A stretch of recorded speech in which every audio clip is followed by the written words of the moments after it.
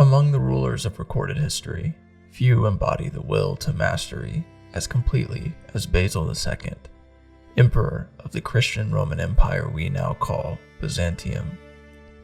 He was the richest man of his age who lived like a monk, a supreme autocrat who dressed like a common soldier, a man of prayer whose enemies feared him more than any warlord of his century. His philosophy was one of command rather than comfort, and it began with the conviction that the first empire a man must conquer is himself. Born in the purple in 958 and crowned before he could walk, Basil spent his childhood watching other men rule in his name, and his youth in banquets and pleasure. Then the empire turned on him. Two great generals raised rebellions against him, one marching on Constantinople itself, and in 986 the Bulgarians ambushed his army in a mountain pass and destroyed it while he escaped with what was left of his guard.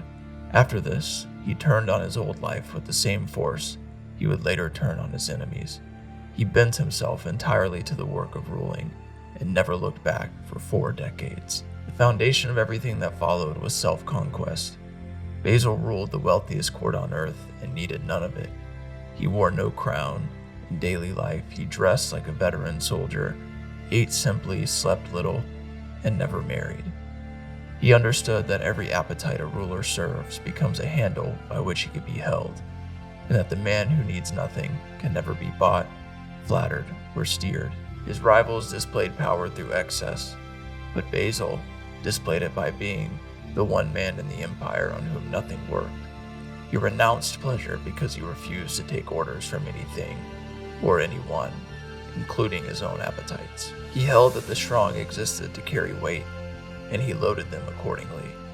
When great families swallowed the fields of peasant villages, he struck them with law after law, and in 1002 he forced the rich to pay the tax debts of their poor neighbors. The church itself protested this, and Basil held the line against the very church he prayed with. His wars ran on the same will.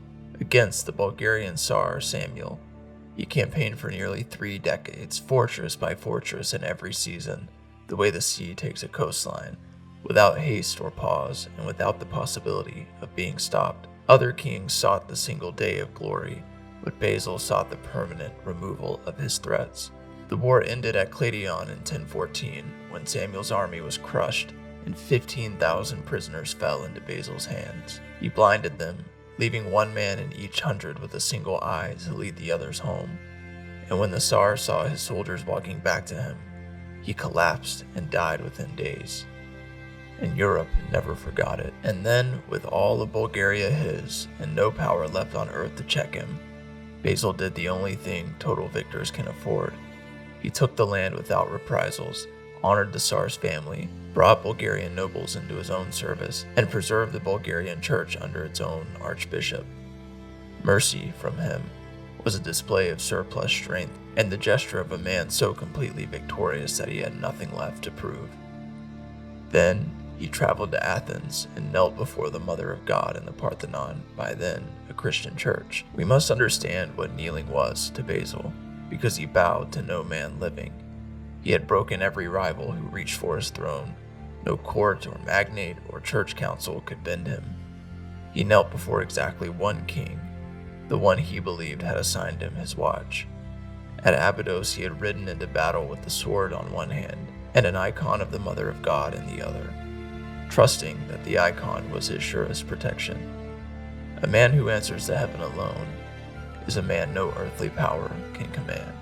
He died in December of 1025 in the 50th year of his reign, the longest of any Roman emperor, with the empire larger and stronger than it had been in 4 centuries. He refused the gilded imperial tombs and was buried in a simple church by the parade ground among his soldiers.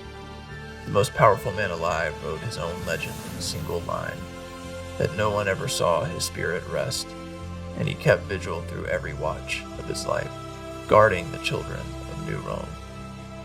His legend only grew after his death, as all great men, and 2 centuries later, the empire gave him the name the Bulgar Slayer, and the name has outlived the empire itself. Odin hung on a tree for 9 days to win wisdom, while Basil hung his whole life on a single watch and never came down. He conquered his appetites, his rivals, his enemies, and his own death, and he handed the walls over intact. The world remembers him by the name of his most triumphal day, and he believed heaven would call him by another, and everything in his life was staked on which name is real.